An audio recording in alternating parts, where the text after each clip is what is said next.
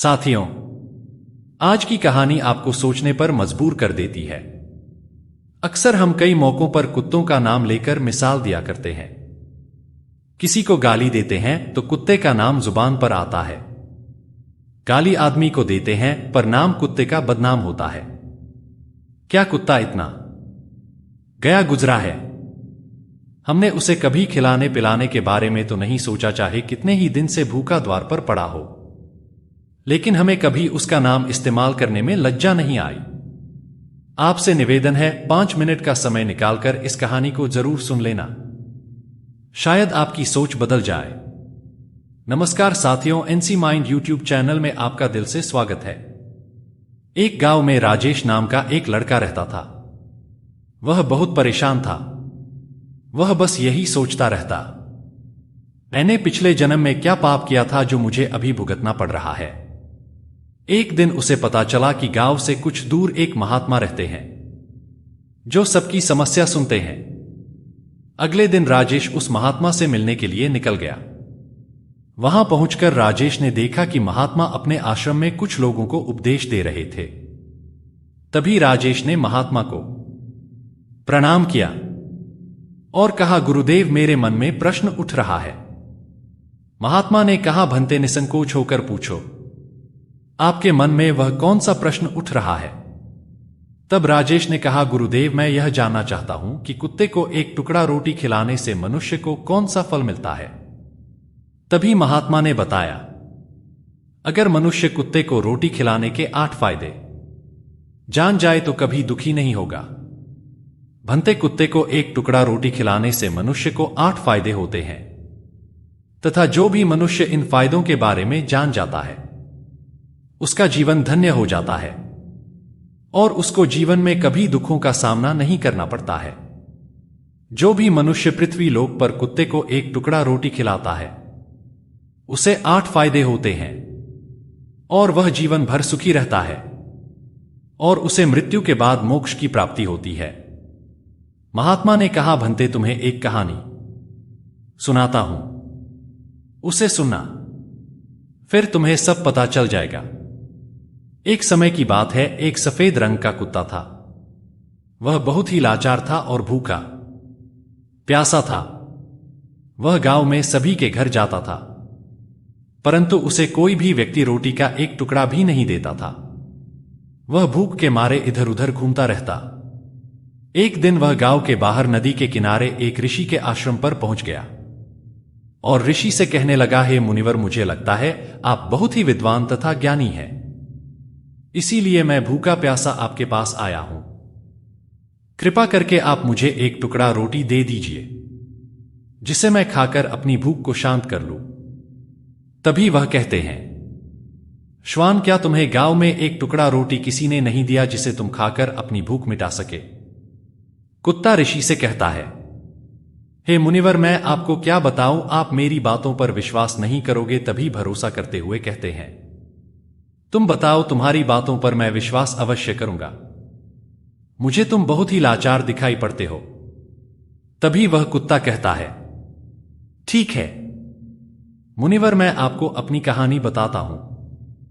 कुत्ता कहता है, हे मुनिवर, दुनिया के लोगों, हम पर रहम करो। हमारा कोई घर नहीं होता है, कोई आसरा नहीं होता है, कमाकर खाना हमें नहीं आता है, हमें वस्त्र पहनने का ज्ञान नहीं है, इसलिए सर्दी, गर्मी और बरसात में हम ऐसे ही घूमते रहते हैं।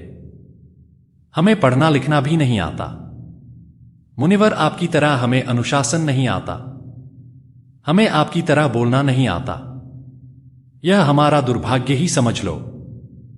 परंतु हमें आपकी तरह भूख भी लगती है, चोट लगने पर हमें आपकी तरह पीड़ा भी होती है, हमें आपकी तरह रोना भी आता है। बस इन्हीं 3 कामों में हम आपकी बराबरी करते हैं, इसलिए हम पर दया दिखाइए, हमें और कष्ट मत दीजिए। ईश्वर ने तो हमें वैसे भी कष्ट देकर ही भेजा है, पर आप लोग हमें परेशान करते हैं। हम आपकी तरह मनुष्य नहीं हैं, हम पराधीन जीव हैं। जब हमारा जन्म हुआ उस समय हमारे आंख कान बंद थे। कह नहीं सकते हैं कि उस समय आपके जन्म पर जैसे नाच गाना होता है, बाजे बजते हैं, खुशी मनाई जाती है, हमारे जन्म पर भी वैसा हुआ होगा। हमारे जन्म पर किसने खुशी मनाई होगी? हम जिस बिछौना पर थे वह रुई का नरम तो था, सर्दी बिल्कुल नहीं लगती थी। मैं मन में सोच रहा था कि किसी बड़े घर में पैदा हुआ हूं। लेकिन जब हमारी आंख खुली तो मैंने देखा कि हमारी मां, जिसे आप लोग कुतिया बोलते हो, बाप ने 5 बच्चों को छाती से चिपकाकर एक राह के ढेर में पड़ा था। हम 5 भाई थे, बाकी 4 भाई तो लाल और भूरे रंग के थे। मैं अकेला ही सफेद रंग का था। सबसे छोटा मैं ही था, इसलिए कमजोर था।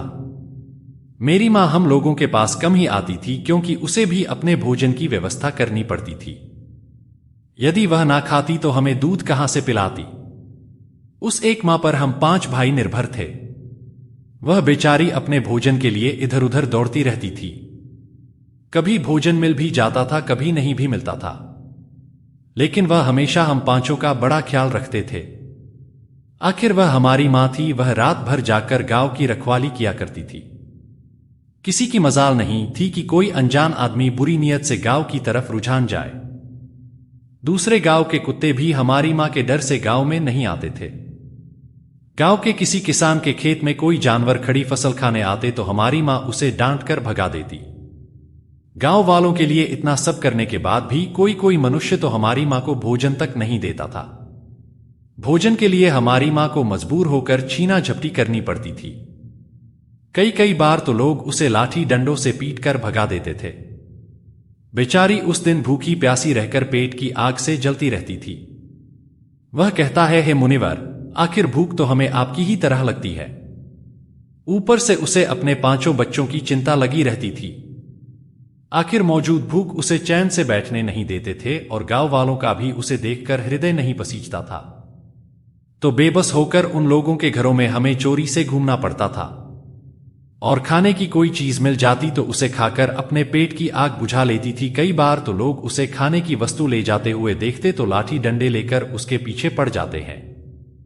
कुछ लोग तो कई बार उसे घर के अंदर बंद करके पीटते थे। हमारी मां का बुरा हाल कर देते थे। फिर वह कुत्ता ऋषि से कहता है, हे मुनिवर, हमारी मां ने क्या बिगाड़ा था? उसने सिर्फ अपने पेट के लिए भोजन हेतु चुराया था। चोरी करने का हमें कोई शौक नहीं है, पर पापी पेट हमें यह सब करने के लिए मजबूर कर देता है। एक दिन की बात है, बड़ी जोरदार बरसात हो रही थी, ओले पड़े थे, ठंडी हवा चल रही थी। उस ठंड में ठिठुर कर हमारे 3 भाई मारे गए। उस दिन हमारी मां बहुत रोई थी, लेकिन मनुष्य हमारी पीड़ा को नहीं समझा क्योंकि उसके बच्चे थोड़े ही मरे थे। फिर वह कुत्ता कहता है, हे मुनिवर, अब हम सिर्फ 2 भाई रह गए थे। हमारी मां हम दोनों की अच्छे से देखभाल करने लगी। फिर एक दिन उसी गांव में एक सेठ के घर पर दावत चल रही थी और अनेक प्रकार की मिठाइयां बन रही थी। सेठ जी के घर काफी मेहमान आए हुए थे। हमारी मां कुछ खाने की तलाश में बार बार उधर जाती, लेकिन लोग उसे दुत्कार कर भगा देते थे। किसी को उस पर इतना भी तरस नहीं आया कि एक रोटी उस बेचारी को खाने को फेंकते। एक रोटी से उनका क्या बिगड़ जाता? मेरी मां बार बार जाती और वहीं खड़ी खड़ी देखती रहती थी। सेठ जी के आंगन में दावत खाने का सिलसिला चालू हुआ। भोजन परोसा जाने लगा। मेरी मां भी वहीं जाकर पूंछ हिलाने लगी। खाना परोसने वाला आदमी जब किसी काम से भीतर गया तो मेरी मां दबे पाव रोटी लेने को चल पड़ी। फिर दूसरे आदमी ने मेरी मां को जाते हुए देख लिया तो चारों ओर से लोग चिल्ला चिल्लाकर उसकी तरफ भागे। मेरी मां उनकी चीख सुनकर घबरा गई। 2-3 आदमी लाठी लेकर उसके पीछे बड़ी बेरहमी से दौड़े। मेरी मां वहां से घबराकर भागने लगी, परंतु उसे वहां से निकलने का कोई रास्ता नहीं मिला क्योंकि सामने से लोग लाठी डंडे लेकर आ रहे थे। तभी मेरी मां वहां पर जो लोग भोजन कर रहे थे उनको लांग कर निकल गई। आगे वह कुत्ता कहता है, हे मुनिवर, मेरी मां अपने निकलने पर इतनी हैरान नहीं थी जितनी कि उन लोगों को देखकर हुई थी जो वहां पर दावत खा रहे थे। वह सब उठकर खड़े हो गए। उन्होंने भोजन करना छोड़ दिया और कहने लगे कि कुतिया के लांग जाने के कारण भोजन भ्रष्ट हो गया है। सब एक दूसरे से विचार विमर्श कर रहे थे कि अब क्या किया जाए, खाना तो सब खराब हो गया है। फिर सेठ जी फूट फूट कर रोने लगे। कुछ लोग तो यह भी कह रहे थे कि भाई कुतिया के लांगने से भोजन खराब कैसे हो गया? उसने खाने में या पतलों में मूंग थोड़ी डाला है, सिर्फ ऊपर से लांग कर ही तो गई है। और कहने लगे, शहरों में तो लोग कुत्ते को पालकर घर के अंदर सुलाते भी हैं और खिलाते भी है, तो इसमें कोई बुरी बात नहीं है। अगर कुतिया लांघ कर गई है तो भोजन खराब नहीं हुआ है। लेकिन उनमें से कुछ लोग बड़े घरों से ताल्लुक रखते थे। उन्होंने एक भी नहीं चलने भी कह रहे थे कि भोजन तो भ्रष्ट हो गया है, यह हमारे खाने के लायक नहीं है। आखिरकार उन्हीं की बात मानी गई। अब तो वह सारा भोजन गरीबों में बांट दिया गया। उस दिन तो मेरी मां को खूब पेट भर खाना मिला था। ऐसा सुख उसने जीवन में कभी नहीं पाया था। लेकिन वह सुख उसके लिए बड़ी मुसीबत बन गया। भोजन करके वहां आराम से लेटी ही थे, उतने में वह सेठ डंडा लेकर वहां पहुंचा और उसे बुरी तरह से पीटने लगा। उसे वहां से भागने का भी कोई अवसर नहीं मिल पाया। डंडे की चोट से वह बुरी तरह से चिल्लाने लगी। मां का विलाप सुनकर पत्थर भी पिघल जाता, पर उस हृदय को उस पर जरा भी रहम नहीं आया। वह उसे कठोरता पूर्वक पीटता रहा। मारने का वह शोर पूरे गांव में सुनाई दे रहा था। तब कुछ लोग आए और उसे समझाते हुए बोले, सेठ जी, जाने दो, भूख में तो आदमी की भी बुद्धि भ्रष्ट हो जाती है। यह तो एक पशु है, इसे अच्छे बुरे का ज्ञान नहीं। अब इसे मारकर आपको क्या मिलेगा? जो होना था सो हो गया। लोगों के समझाने के बाद उसने हमारी मां को पीटना बंद किया। फिर बड़ी मुश्किल हालात में वह हमारे पास आई। मां ने आकर सारी कहानी हम दोनों भाइयों को सुनाई। हमने सोचा कि कितना कष्ट भरा है हम कुत्तों का जीवन। आदमी एक रोटी के टुकड़े के बदले एक चोर के जितना पीटता है।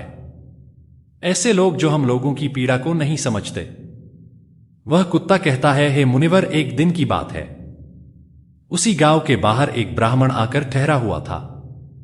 उसने अपने भोजन के लिए एक जगह चूल्हा बनाया और उस पर दाल बनाने के लिए रख दी। उसके बाद आटा गूंथ कर रख दिया। वह वहीं पास में कुएं पर पानी लेने चला गया। इधर कहीं से मेरी मां भी घूमती हुई वहीं पहुंच गई। उसने आटे को देखा तो सोचने लगी कि शायद आटे का कोई मालिक नहीं है। यही सोचकर वह उस आटे को खाने लगी। उधर उस ब्राह्मण ने कुएं के पास से देखा कि उसका आटा एक कुतिया खा रही है, तो वह बड़ा दुखी हुआ। वह बेचारा रोने लगा, क्योंकि वह भी 2 दिनों का भूखा और थका हुआ था। कुछ लोगों ने उसे कहा, अरे ब्राह्मण देवता, इस कुतिया ने तुम्हारा भी आटा बिगाड़ दिया। कल तो इसने सेठ जी की पूरी रसोई बिगाड़ कर रख दी। ब्राह्मण दुखी होता हुआ बोला, भाई, मुझे क्या मालूम था यह दुष्ट कुटिया मेरे आटे को खाने के लिए घात लगाए बैठी है। ब्राह्मण ने आव देखा नाताव लाठी लेकर उस कुतिया के ऊपर टूट पड़ा। मां उस आटे को ठीक से खा भी नहीं पाई थी, पर उससे ज्यादा उस पर लाठी पड़ी। कई महीनों तक मेरी मां लड़खड़ाते हुए घूमती रही। तब उस दिन समझ में आया कि आदमी कितना खुदगर्ज है। हम उसका कोई भी कार्य करते हैं तो भी हमें नहीं समझता। आगे वह कुत्ता कहता है, मुनिवर, हमारी कमी यह है कि हम उन्हीं मतलब इंसानों के अधीन रहना चाहते हैं जो हमें कष्ट देता है। जो हमें प्यार से खिलाता है, हम उसके कितने काम आते हैं यह नहीं पता। उनके घर की रखवाली तो करते ही हैं, साथ ही साथ और भी बहुत सारे लाभ हैं जिन्हें मनुष्य नहीं जानता। महात्मा ने कहा, यदि मनुष्य कुत्ते को रोटी खिलाने के फायदे जान जाए तो अपने जीवन में होने वाले नुकसान से बच सकता है। आज मैं आपको बताऊंगा कुत्ते को रोटी खिलाने के 8 फायदे मनुष्य को पता नहीं है। कि जब भी घर में रोटी बनाई जाती है तो सबसे पहली रोटी गौ माता की होती है और पिछली रोटी कुत्ते की होती है। महात्मा ने कहा, ऐसा ही विधान भगवान ने बनाया था, लेकिन भगवान के बनाए उस विधान को भूलकर मनुष्य अगली और पिछली रोटी स्वयं भी खा जाता है।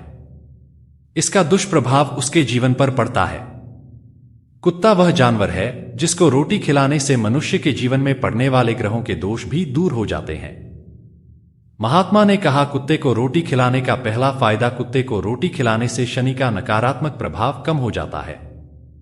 शनि ग्रह जब अपनी दृष्टि डालता है तो हर मनुष्य बर्बाद हो जाता है। जिस व्यक्ति पर उनकी महादशा का आरंभ हो जाता है तो बने बनाए काम अपने आप बिगड़ने लगते हैं और वह मनुष्य आर्थिक तंगी का शिकार हो जाता है। उस स्थिति में व्यक्ति यदि कुत्ते को रोटी खिलाता है तो उस पर ग्रह का दुष्प्रभाव बहुत ही कम हो जाता है। कुत्ते को रोटी खिलाने का दूसरा फायदा, कुत्ते को रोटी खिलाने से भाग्य आपके पक्ष में हो जाता है। आपके घर के अंदर नकारात्मक शक्ति नष्ट हो जाती है। कुत्ते को रोटी खिलाने का तीसरा फायदा, कुत्ते को रोटी खिलाने से माता लक्ष्मी प्रसन्न हो जाती है और आपके घर में धन दौलत की कभी कमी नहीं रहती है। कुत्ते को रोटी खिलाने का चौथा फायदा, कुत्ते को रोटी खिलाने से आपके ऊपर कर्ज नहीं चढ़ता और जो पहले से आप कर्जदार हैं उससे भी मुक्ति मिल जाती है। कुत्ते को रोटी खिलाने का पांचवा फायदा, कुत्ते को सुबह शाम भोजन देने से आपका व्यापार बहुत अच्छे से चलता है। कुत्ते को रोटी खिलाने का छठा फायदा, कुत्ते को रोटी देने से आपकी आयु में वृद्धि होती है और अटका हुआ धन वापस मिल जाता है। कुत्ते को रोटी खिलाने का सातवां फायदा, कुत्ते को रोटी देने से हमेशा आपका स्वास्थ्य अच्छा बना रहता है और मानसिक रूप से आप मजबूत रहते हैं।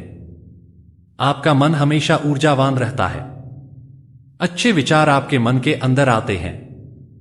कुत्ते को रोटी खिलाने का आठवां फायदा, कुत्ते को रोटी खिलाने से भगवान प्रसन्न रहते हैं क्योंकि भगवान को समस्त जीवों की चिंता रहती है और जो समस्त जीवों पर दया दिखाता है भगवान भी उस मनुष्य से हमेशा प्रसन्न रहते हैं। भगवान की कृपा सदैव उस परिवार पर बनी रहती है। आपने अपने बूढ़े बड़ों से सुना होगा कि जब कुत्ता रोता है तो अशुभ होता है, कोई संकट आता है, किसी की मृत्यु होती है। इसलिए कुत्ते को कभी रुलाना नहीं चाहिए। इस प्रकार से महात्मा ने राजेश को कुत्ते को रोटी खिलाने के 8 फायदे बताए और जो भी मनुष्य कुत्ते को रोटी खिलाता है तो उसे इन 8 फायदों का फल प्राप्त होता है। तो साथियों, कैसी लगी आपको यह कहानी? आप हमें कमेंट सेक्शन में जरूर बताना और अच्छी लगी हो तो इस वीडियो को लाइक भी कर देना। तो चलिए मिलते हैं ऐसी ही कोई नई कहानी में। तब तक के लिए अपना ख्याल रखें। धन्यवाद।